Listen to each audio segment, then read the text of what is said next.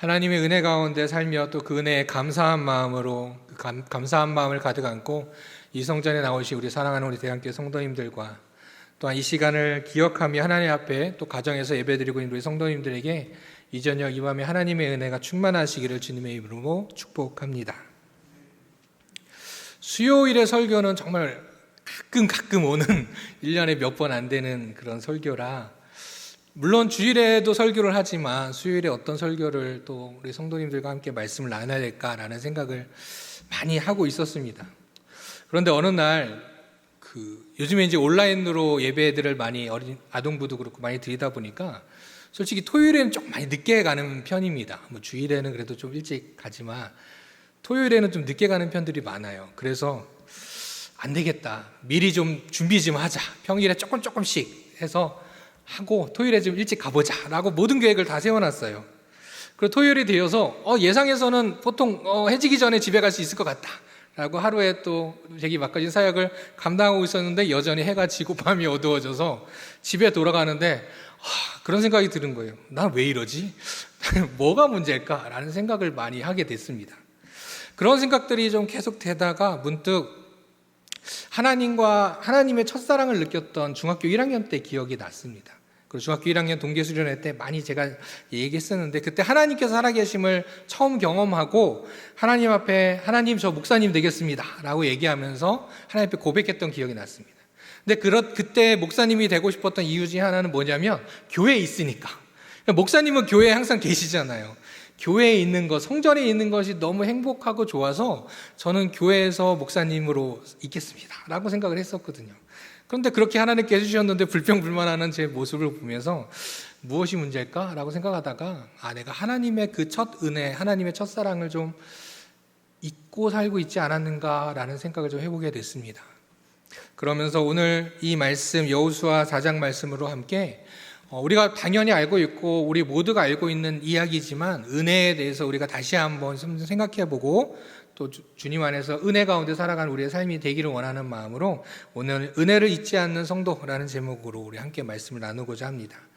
사람들은 꿈을 꾸기 위해서 그리고 삶의 승리를 쟁취하기 위해서 달려갑니다. 그리고 원하는 바가 있는 이들은 그것을 이루기 위해서 어렵고 힘든 과정들도 잘 헤쳐나가죠.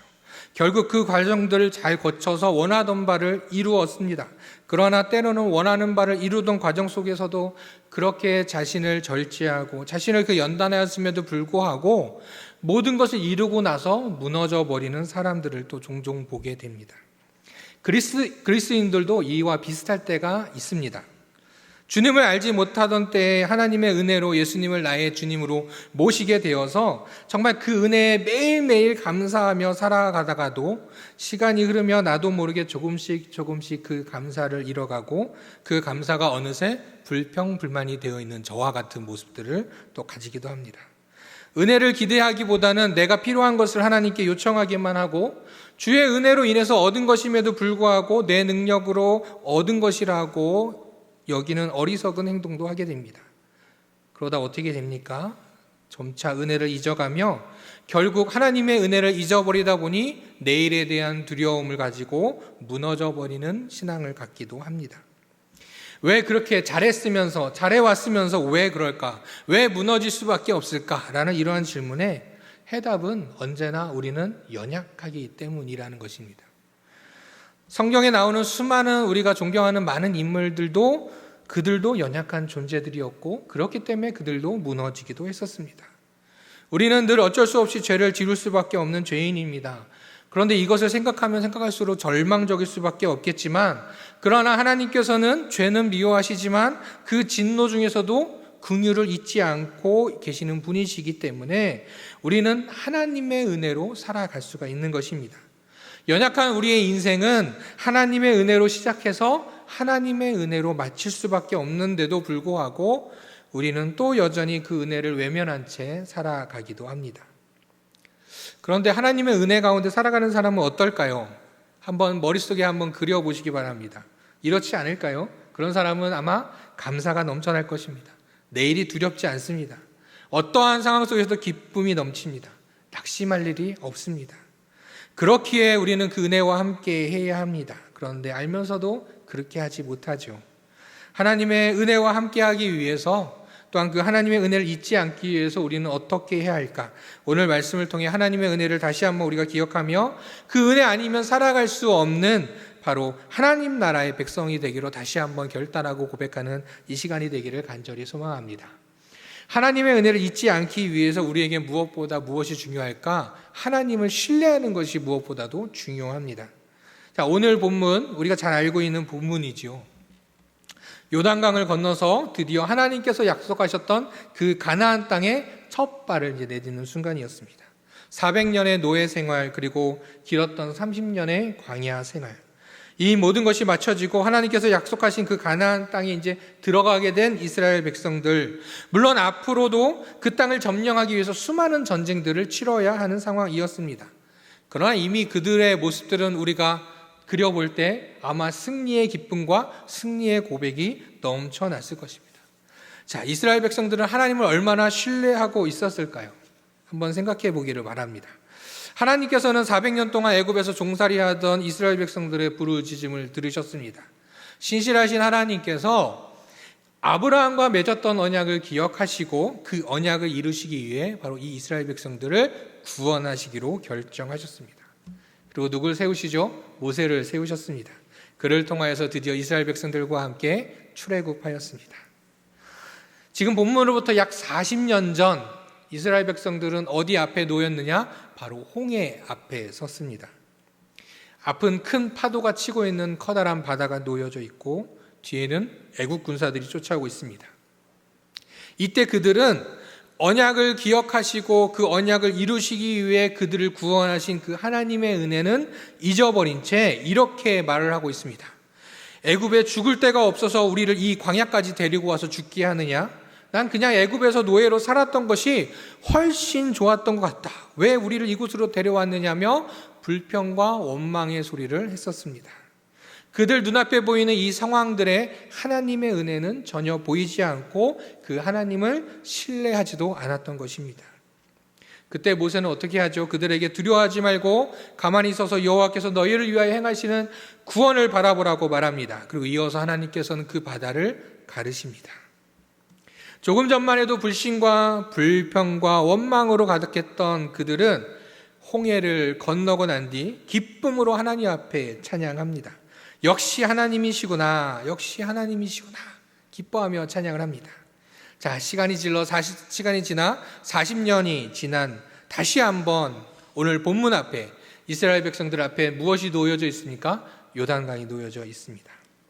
물론 홍해와 비교할 만큼의 큰 강은 아니겠지만 그래도 당시 시기상 요단강은 사람이 맨몸으로는 전혀 건널 수 없을 만큼 범람하였고 물살이 그만큼 세찼습니다.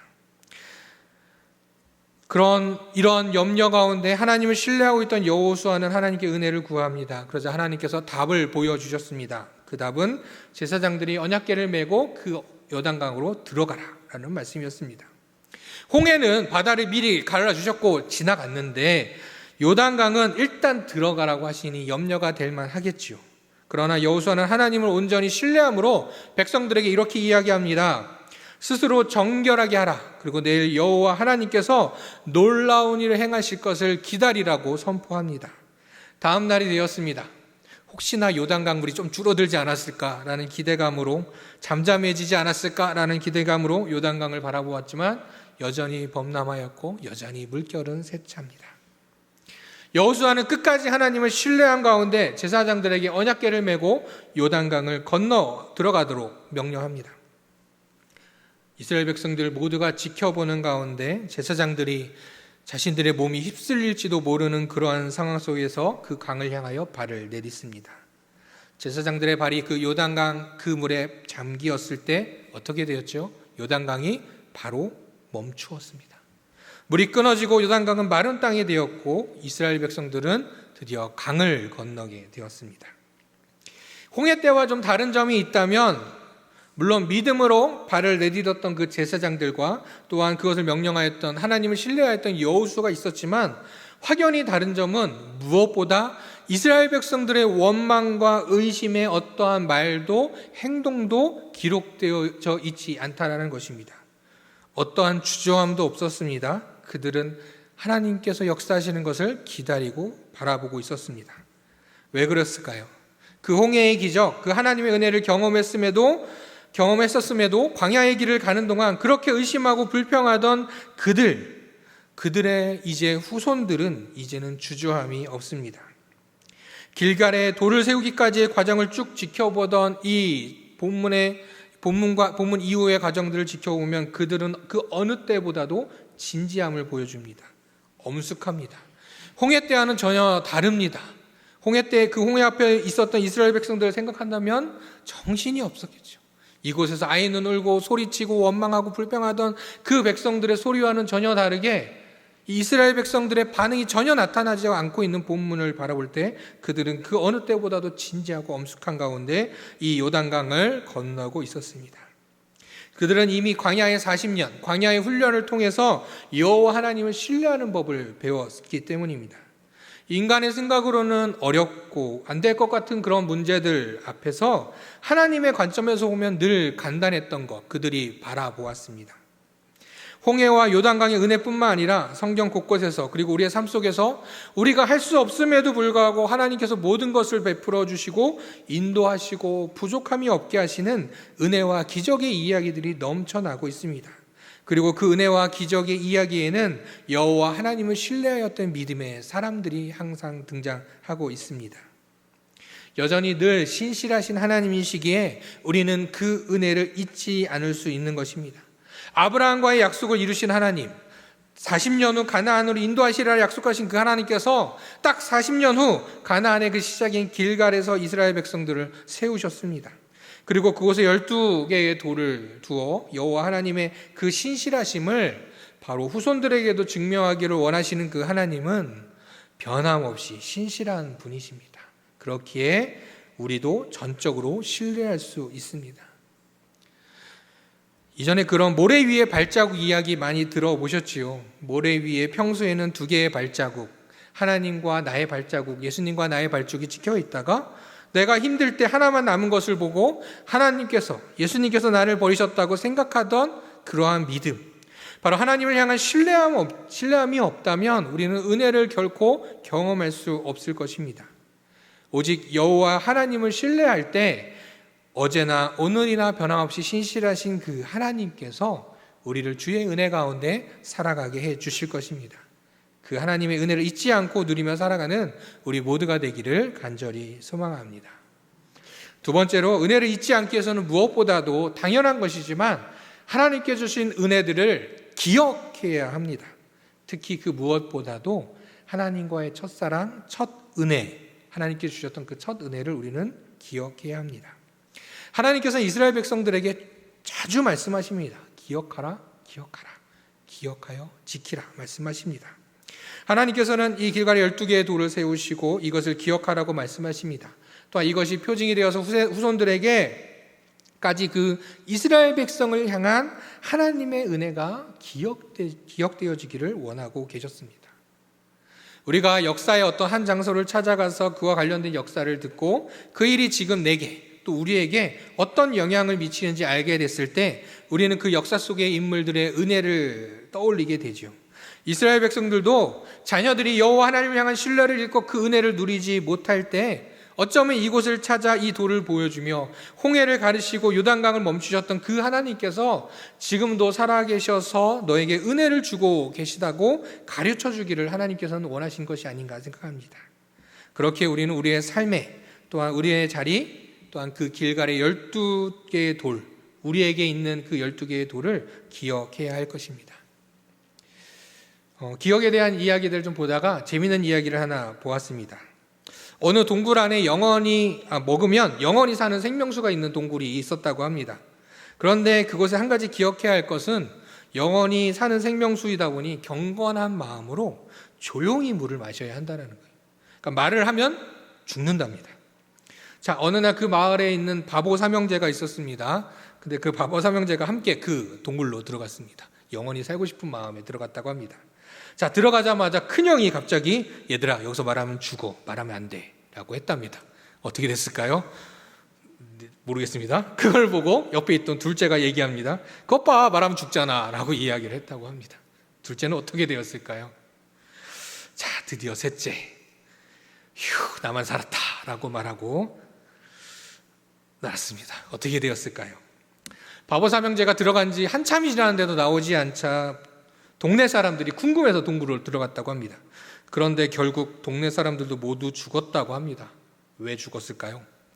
들어가자마자 마을 이장님께서 당당하게 여러분 여기서 말하면 죽습니다 라고 말했다고 합니다. 그러면 이장님만 죽어야 될 텐데 그 말에 동네 사람들이 전부 예 하고 대답해서 모두 죽었다라는 이야기가 있습니다. 우스개 이야기인데요, 기억할 것을 기억해야 합니다. 하나님께서 주신 은혜가 많음에도 불구하고 우리의 삶의 순간순간마다 하나님께서 주신 은혜가 분명히 있음에도 불구하고 우리가 고난받고 어렵고 힘든 것만을 기억하며 하나님 앞에 나아온다는 것입니다. 분명 우리는 우리 주 예수 그리스도를 믿음으로 구원의 은혜를 받았고 그 감격에 눈물을 흘리며 회개하고 그 은혜로 말미암아 기쁨과 감사가 넘쳐났던 그 은혜의 자리가 이곳에 있는 성도님들에게 분명히 있었을 거라 생각이 듭니다. 말씀 시작할 때 제게 중학교 1학년 그 동계수련회 절대 잊혀지지가 않습니다. 그러나 그 감동, 그 은혜의 기억들이 시간이 지나면서 조금씩 퇴색되어지고 내가 해결할 수 있는 일이 많아지면서 삶이 윤택하여 물 흐르듯 살아가기 시작하면서 우리는 우리의 기억 속에 그 은혜는 조금씩 사라져 가기도 합니다. 때로는 그 첫사랑 그 은혜의 감격 속에서 하나님의 은혜다라고 고백했던 것이 마음이 하나님부터 멀어지자 그때 일은 그냥 우연인 거 아닌가? 라는 생각을 하는 어리석은 이들도 있습니다. 또는 반대로 삶이 어려워지면서 그냥 그때 한 번뿐이었지 뭐 하나님의 은혜는 더 이상 내게 없다며 낙심하는 이들도 있습니다. 이렇게 우리는 연약하기에 그 첫사랑, 그 첫 은혜의 자리를 기억하지 못하고 외면하며 살아가게 되는 것이죠. 그런데 하나님은 어떠실까요? 하나님은 어제나 오늘이나 변함없이 그때의 그 사랑 그대로이십니다. 로마서의 말씀에 보면 내가 확신하노니 사망이나 생명이나 천사들이나 권세자들이나 현재 일이나 장래 일이나 능력이나 높음이나 깊음이나 다른 어떤 피조물이라도 우리를 우리 주 그리스도 예수 안에 있는 하나님의 사랑에서 끊을 수 없으리라. 우리는 연약하여서 하나님의 사랑과 은혜를 잊어가고 하나님을 향한 마음이 멀어질 수 있지만 하나님은 그때 그 사랑 그대로 지금도 여전히 변함없이 우리를 사랑하시며 우리에게 은혜를 베푸시기 위하여 항상 그 자리에 계시다는 것입니다. 하나님께서는 이스라엘 백성들이 기억하기를 원하셨습니다. 그들을 애굽에서 인도해내시고 광야에서 만나를 먹이시고 구름 기둥과 불 기둥으로 그들을 이끄셨으며 믿음의 백성으로 그들을 기르신 분, 그리고 그 세월을 어떻게 이끌어 오셨는지를 기억하기 원하시고 기억하라고 말씀하고 있습니다. 또 그것을 자녀가 잊지 않도록 누워있을 때나 일어날 때나 앉아있을 때나 길을 갈 때나 항상 가르치라고 말씀하십니다. 우리도 이와 같습니다. 하나님께서 행하셨던 그 첫사랑과 첫 은혜를 기억하는 것, 또한 순간순간 하나님께서 주신 그 은혜들을 기억하는 것, 그것이 은혜를 잊지 않고 은혜 가운데 살아가는 한 방법일 것입니다. 하나님의 은혜 가운데 살아간 대표적인 인물이라면 저는 또 다윗을 이야기하고 있습니다. 다윗은 시편 103편에서 이렇게 이야기합니다. 내 영혼아 여호와를 송축하며 그의 모든 은택을 잊지 말지어다. 은혜로 시작하여 은혜로 마무리하는 우리의 삶에 있어서 기억해야 할 것이 무엇이겠습니까? 당연히 하나님의 은혜입니다. 그 은혜의 간증들, 은혜를 통하여서 우리에게 넘쳐나는 그 간증들이 그냥 지나가는 우리의 삶의 일부가 되지 않도록, 우리에게 잊혀지는 그런 일들이 되지 않도록 그 은혜들을 우리가 기억하며 그 은혜 가운데 살아가는 우리 모두가 되기를 간절히 소망합니다. 세 번째로, 은혜를 잊지 않는 성도가 되기 위해서 우리는 어떻게 해야 할까요? 우리는 하나님 앞에 감사의 기도를 드려야 합니다. 광야를 지나가는 이스라엘 백성들을 하나님께서 먹이시고 돌보시고 인도하십니다. 그러나 그들은 어떻습니까? 여전히 불평불만이 가득했습니다. 결국 그들은 어떻게 되었습니까? 여호수아와 갈렙 외에는 하나님께서 약속하신 그 땅에 아무도 들어가지 못하게 되었죠. 자, 그럼 지금 길갈의 12개의 돌을 앞에 모인 백성들은 어떤 이들입니까? 불평불만이 가득했던 그런 이들이 아니라 하나님의 은혜를 어려서부터 보며 살아왔던, 자라났던 이들입니다. 요단강을 건너게 하심도, 이제 약속하셨던 땅에 들어가게 하심도 오직 하나님의 은혜요 그들 안에 감사였습니다. 그런데 하나님께서 약속하신 땅이 빈 곳이었습니까? 아닙니다. 하나님께서 주시겠다라고 약속을 하셨지만 점령해야 할 땅입니다. 이전 같았으면 빨리 전쟁을 준비해야 되지 않겠습니까? 곧 그 유명한, 그 아무도 점령하지 못하고 있던 그 여리고성을 우리가 가야 할 텐데, 그 불가능한 곳을 바라보며 원망하고 불평할 수도 있는 그런 상황들 앞에서 그들은 돌을 세워 기념으로 삼고 할례를 행하고 유월절까지 지킵니다. 그 모든 과정들 속에서 그들에게 불평 불만의 소리는 전혀 들리지 않습니다. 그들은 오직 하나님으로 인하여서 그 신뢰함으로 그 은혜를 기억하고 그 하나님의 돌보심에 지키심에 감사하고 있었던 것입니다. 어떤 분이 이러한 간증을 남기셨습니다. 재정의 문제로 많은 어려움 속에 있을 때 항상 하나님께서 도와주심을 경험하던 분이었다고 합니다. 매번 하나님께서 물질로 인하여서 재정적인 부분에 있어서 도와주심을 경험했지만 여전히 또 생기는 돈의 문제 앞에 자신을 또 힘들어하며 울며 기도했다고 합니다. 주님, 또 재정의 문제로 인해 마음이 어렵습니다. 돈 문제로 염려하는 게 이제 지긋지긋합니다 라고 하나님 앞에 원망의 기도를 늘어놨다고 합니다. 그렇게 원망의 기도를 하자 하나님께서 자신의 마음 깊은 곳에서 이렇게 말씀하시는 것 같았다고 합니다. 지금까지 너를 먹이고 입힌 게 누구냐? 재정의 어려움을 당할 때마다 내가 공급하여 건져냈던 일들을 너는 벌써 잊었느냐? 그때마다 네가 했던 그 감사의 고백은 어디 가고 힘들었던 이야기만 하고 있느냐? 오래 참으시고 기다리신 주님이셨지만 은혜와 감사는 잊은 채 또다시 울먹이며 불평하는 소리에 주님의 마음도 상하신 듯 느껴졌다고 합니다. 죄송한 마음에 눈물이 쏟아지고 이내 회개의 기도가 나오기 시작했습니다. 하나님, 제가 정말 죄인 중에 괴수입니다. 하나님께서 그 큰 은혜를 부어주셨음에도 불구하고 어쩌면 저는 이렇게 쉽게 잊어버릴까요?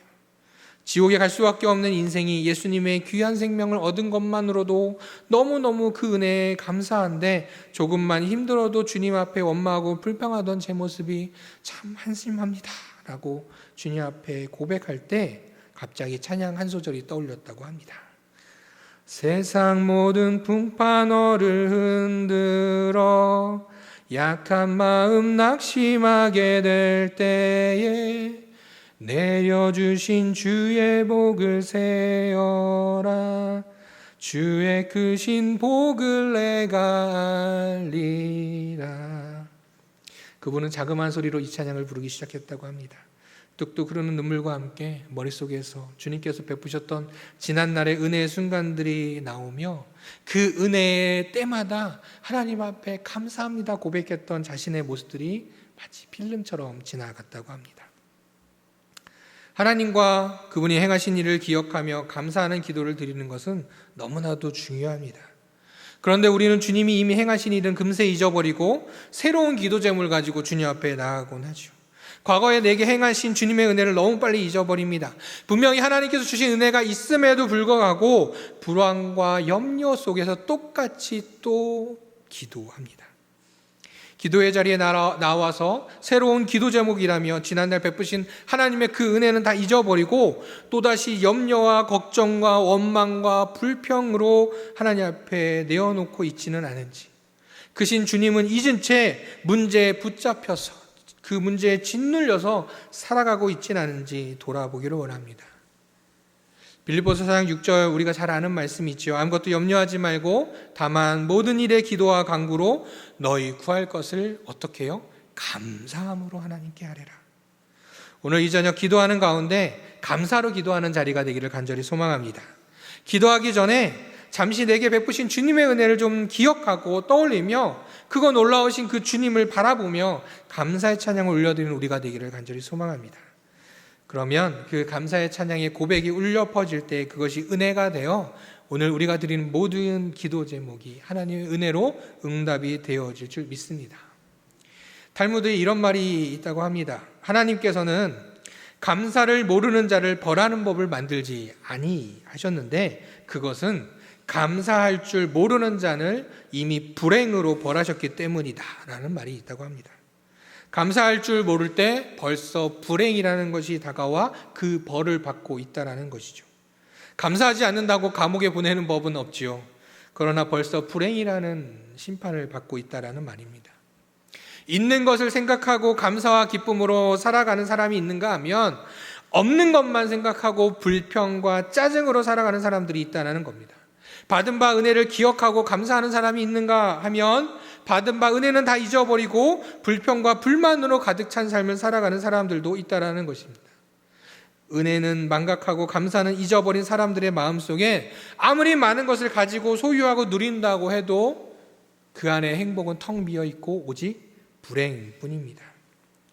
오직 범사에 감사함으로 하나님의 은혜를 잊지 않고 누리며 살아가는 저와 우리 모두가 되기를 간절히 소망합니다. 이제 말씀을 정리하겠습니다.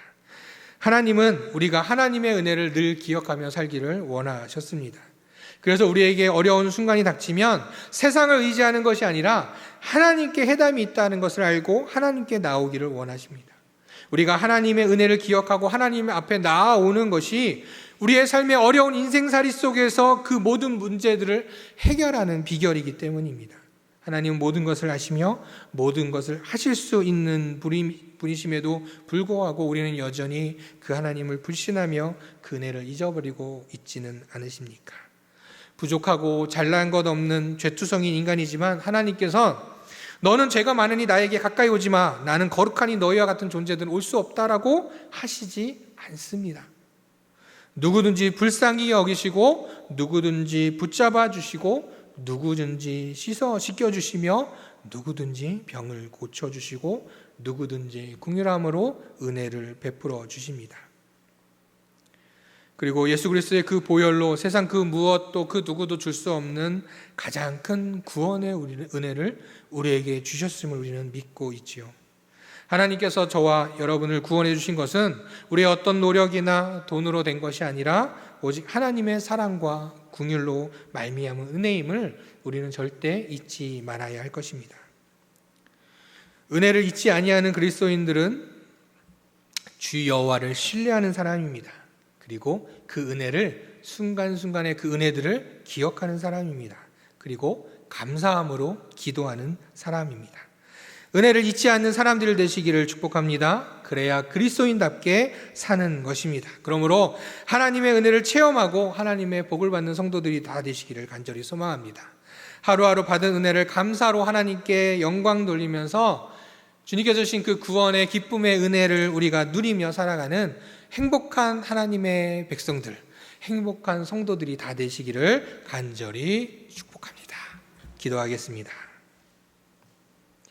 은혜가 풍성하신 하나님, 늘 베푸시는 주님의 은혜를 우리가 경험하건만 조금만 힘들고 어려울 때면 그 은혜를 잊어버린 채 하나님 앞에 엎드려 걱정하고 염려에 휩싸여 기도하던 저희의 연약한 모습들을 이 시간 고백합니다. 주님, 바라오니 주의 은혜를 잊지 않는 저희들 되게 하여 주시옵소서. 오직 주의 은혜로 살아가기에 감사가 넘쳐나는 저희들 되게 하여 주시옵소서.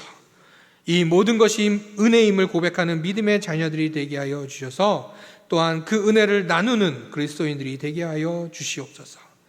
늘 언제나 베푸시는 신실하신 주님을 온전히 바라보며 저희에게 큰 구원의 은혜가 되어주신 우리 주 예수 그리스도의 이름으로 기도드립니다.